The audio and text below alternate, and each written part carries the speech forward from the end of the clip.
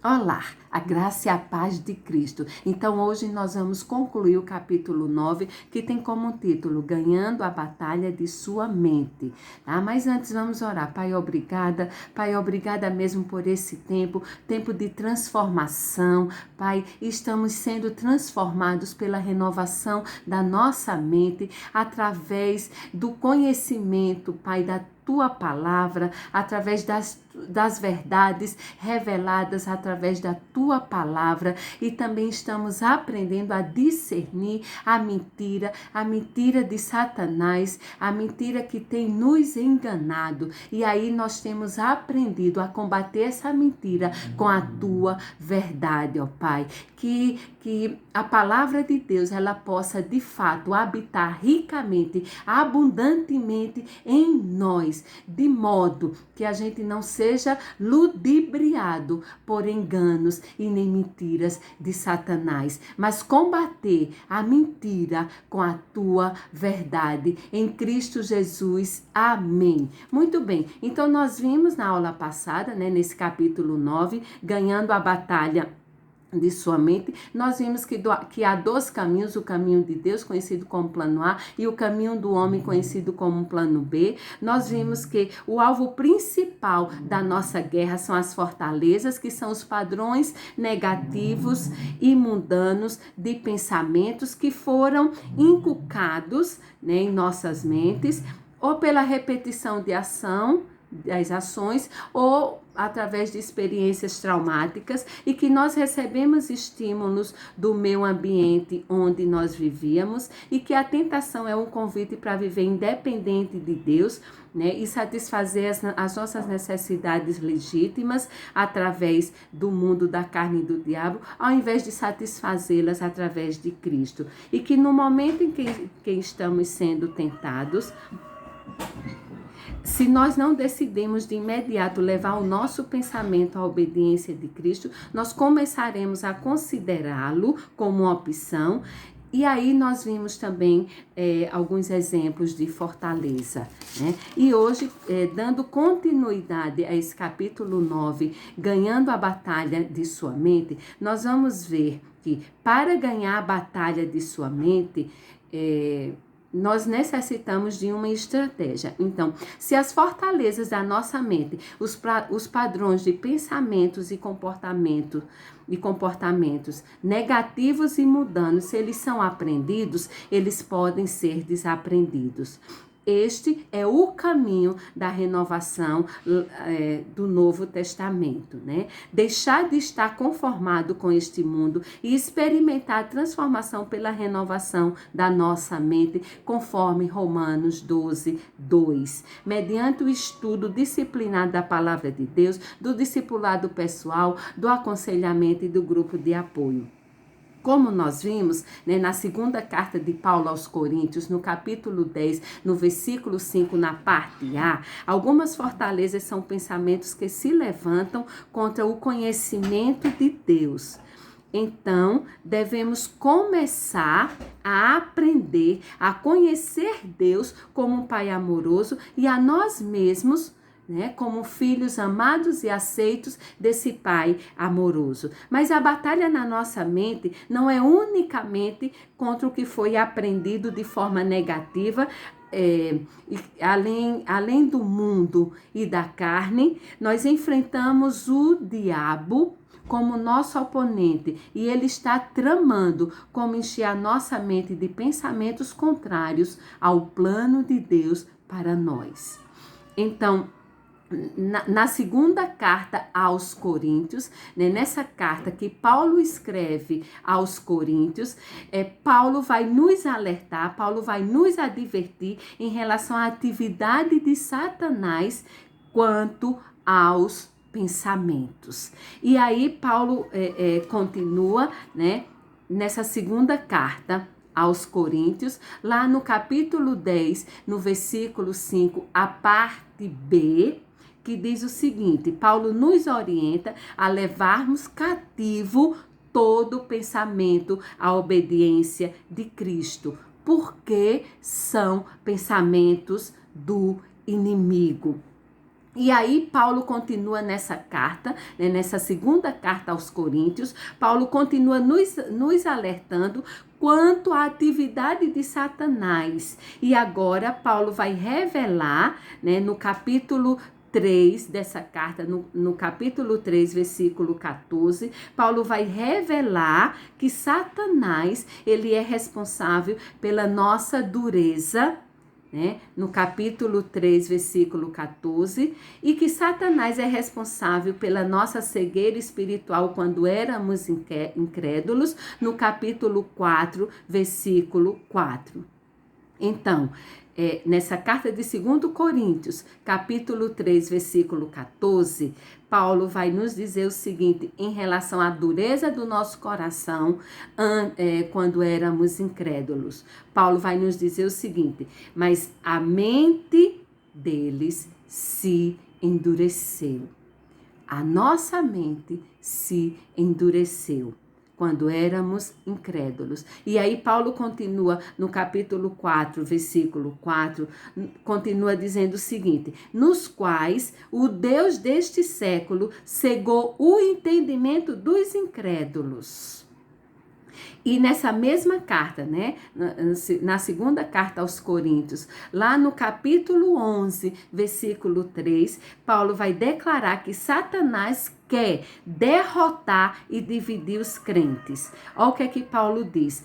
Temo que, assim como a serpente com a sua astúcia enganou a Eva, assim também a mente de vocês seja corrompida e se afaste da simplicidade e pureza que há em Cristo. E aí Paulo, né, finaliza as suas alertas, e aí no capítulo 2 dessa carta, capítulo 2, versículo 11, Paulo vai dizer o seguinte, porque não ignoramos os ardis e as intenções de Satanás. Então, se nós não ignoramos os ardis e as intenções de Satanás, então nós também não seremos ingênuos, né, em relação às intenções de Satanás. A estratégia de Satanás é introduzir pensamentos e ideia dele em nossa mente e nos enganar de tal maneira que acabemos por acreditar que são nossos pensamentos. É sugerir a ideia dele na nossa mente, sempre na primeira pessoa do singular, nos fazendo acreditar mesmo que a ideia ou o pensamento é nosso. Porque quando Satanás disfarça a sugestão como sendo uma ideia nossa, é mais provável que aceitemos. Foi assim com o rei Davi, né? Quando ele foi... E quando Satanás incitou Davi a numerar o exército através do censo, essa história está lá em 1 Crônicas 2:1. Foi assim com Judas para entregar Jesus, está lá no Evangelho de João 13:2. E foi assim também com Ananias e Safira. E aí a história de Ananias e Safira está lá em Atos, no capítulo 5. E aí o autor do livro, ele compartilha a experiência de aconselhar uma moça chamada Tina, e essa moça vivia com dificuldades emocionais por causa do passado dela de abusos e porque ela havia presenciado rituais satânicos. Então ela vivia em cativeiro, presa por enganos de Satanás. E aí o autor do livro compartilha da palavra de Deus, até que o Espírito Santo faz com que ela entenda da palavra de Deus, e aí ela entrega a sua vida a Cristo. Se Satanás pode nos fazer acreditar numa mentira, ele poderá controlar a nossa vida. E se nós não levarmos um pensamento cativo à obediência de Cristo, mas crer em Satanás, ele nos controlará. Expor a mentira e ganhar a batalha. O poder de Satanás é a mentira. Mas Jesus diz, né, lá no Evangelho de João 8:44, Jesus diz o seguinte: o diabo não se firmou na verdade, porque não há verdade nele. Quando ele profere mentira, fala do que lhe é próprio, porque é mentiroso e pai da mentira. Satanás não tem nenhum poder sobre nós, a não ser que o poder,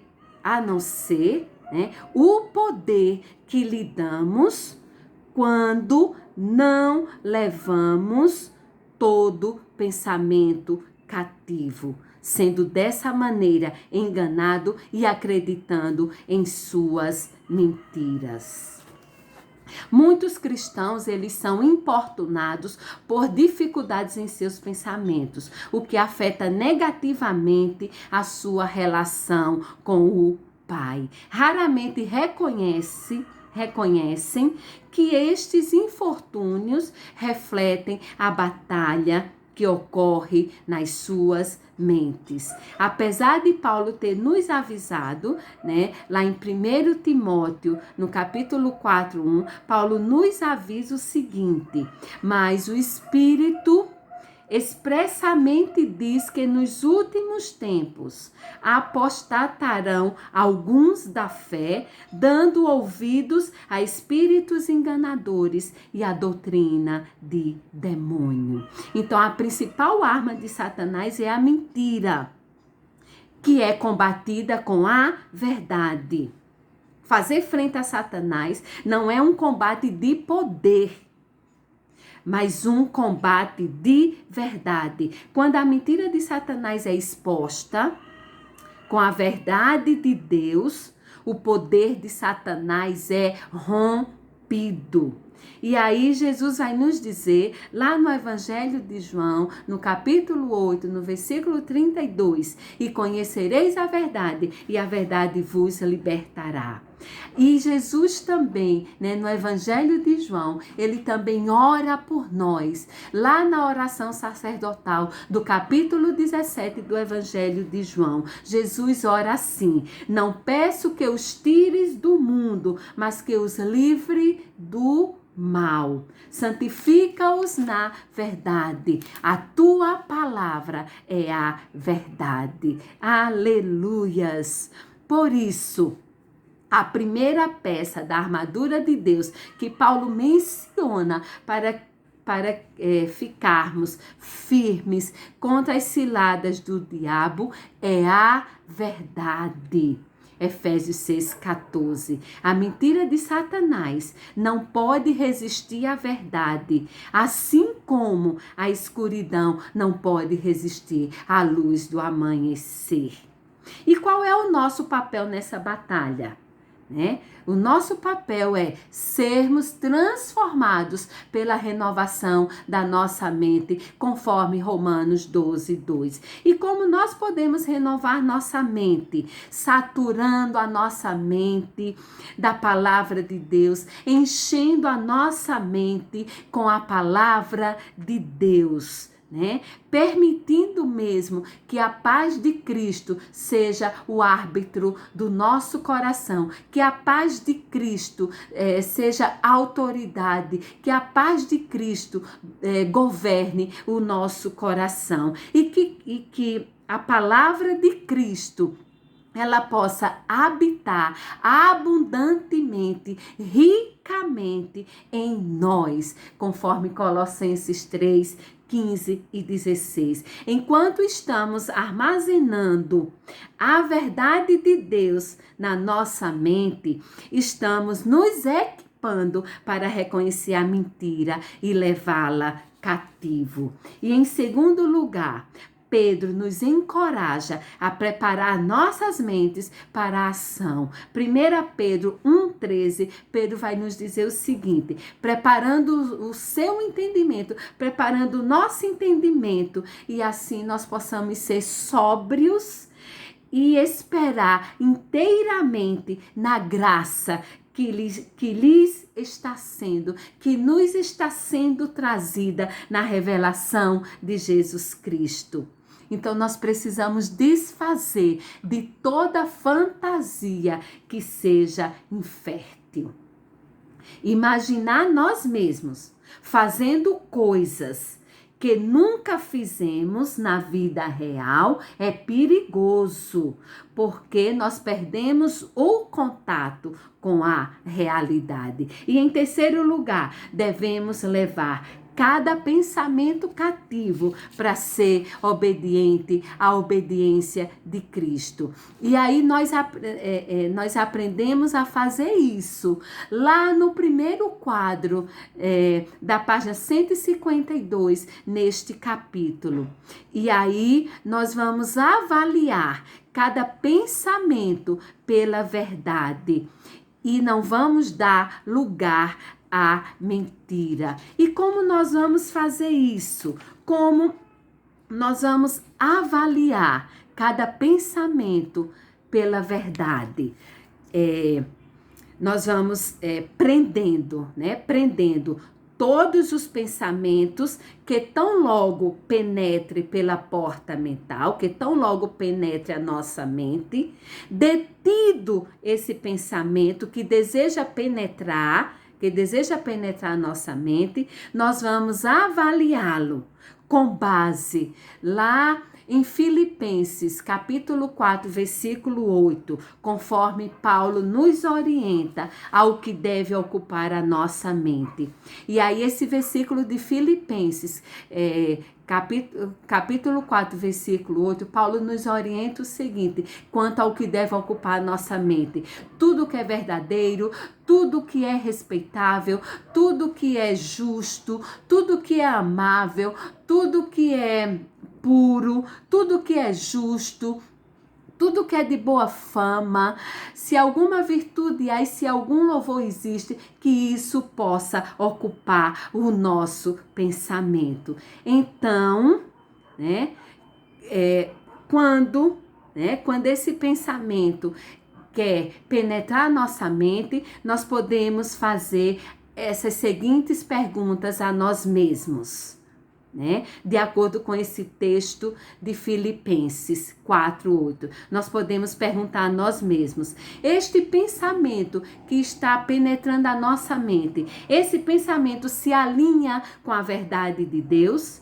Esse pensamento sugere que eu faça algo que traga grande honra? Esse pensamento é certo? Esse pensamento é puro? Esse pensamento reflete amor? Esse pensamento reparte virtude? Com este pensamento, outros serão abençoados? Com este pensamento, nós vamos louvar a Deus? Se a resposta para essas perguntas forem não, que nós possamos nos livrar destes pensamentos imediatamente. E em quarto lugar, voltemos para Deus. Quando o nosso compromisso com o plano A estiver ameaçado pelos pensamentos do plano B, do mundo da carne e do diabo, devemos ir a Deus em oração, conforme Filipenses 4, agora o versículo 6, onde Paulo nos orienta, onde Paulo nos adverte da seguinte maneira: não fiquem preocupados, não fiquem ansiosos de coisa alguma, antes, todos os seus pedidos sejam conhecidos diante de Deus através da oração, pela oração, pela súplica, com ações de graça. Fazendo assim, nós estaremos reconhecendo a Deus e nós estaremos expondo os nossos pensamentos à verdade e o nosso ânimo dobre desaparecerá. E aí, a paz de Cristo, que é o próximo versículo desse capítulo 4, versículo 7. E aí Paulo diz: e a paz de Cristo, que excede a todo entendimento, guarde a mente e o coração de vocês. Guarde a nossa mente e o nosso coração em Cristo Jesus. E aí o capítulo 9, ganhando a batalha de sua mente, ele termina com uma carta. Ele começa com uma carta de Dona Sônia e ele termina com uma carta de uma moça chamada Carolina, que sofria de uma desordem alimentar, vítima de uma fortaleza baseada nas mentiras de Satanás. E aí, essa moça, ela foi liberta do cativeiro ao ouvir a verdade de Deus. Assim como Dona Sônia, né, que esse capítulo começa com uma carta, né, de Dona Sônia. Assim como Dona Sônia, e aí termina com a carta de Carolina. Assim como essas duas pessoas, essas cartas de agradecimento, né, por elas terem sido libertas, né? Assim como essas duas mulheres foram libertas dos enganos e das mentiras de Satanás e encontraram a liberdade em Cristo, assim também a vitória na batalha para a nossa mente é uma herança indisputável de todos os que estão em Cristo. Aleluias! Então, também é uma vitória nossa. Amém. Vamos orar. Pai, obrigada. Obrigada, Pai, por essa lição. Obrigada, Pai, porque a gente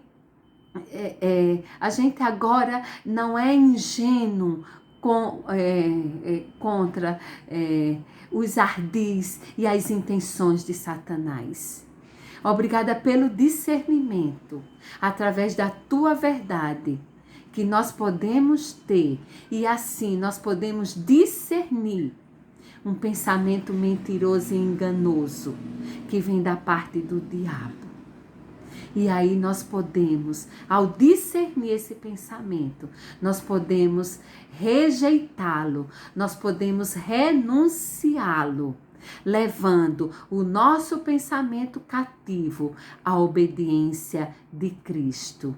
Muito obrigado, Pai. Obrigado pela tua verdade, pois a tua verdade, ela nos liberta. Obrigada porque em Cristo nós já somos livres. Obrigada pela identidade em Cristo e pela posição em Cristo que o Senhor nos deu, pela nova natureza em Cristo e pelo o novo ser,